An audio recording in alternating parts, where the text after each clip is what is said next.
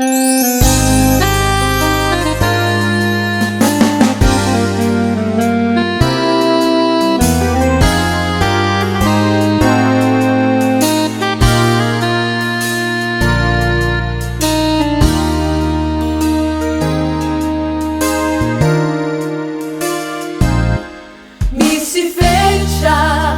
fiainantsika ety tsisy daio maharitro mandraiky zay zava-pona ny fiainaneto antany tsisy fanantena na azo antoka.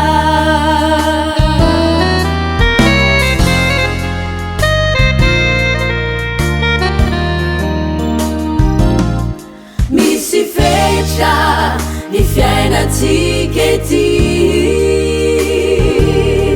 tsisy daio maharitro mandraiky zay zava-pona ny fiainaneto antany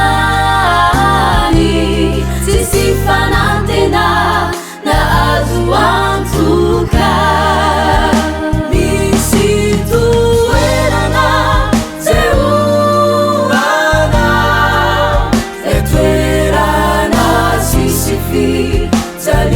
Si tumba no marini so si uana le tuerani zai ma li shumandraki zai.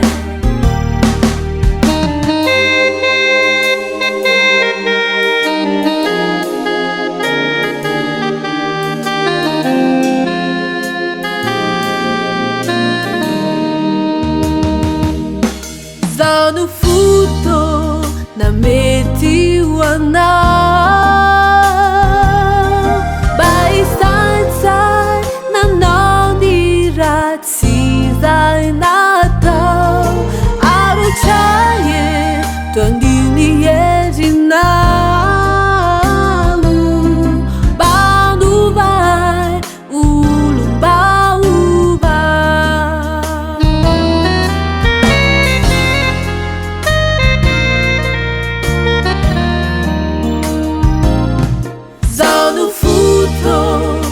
Mety hoanao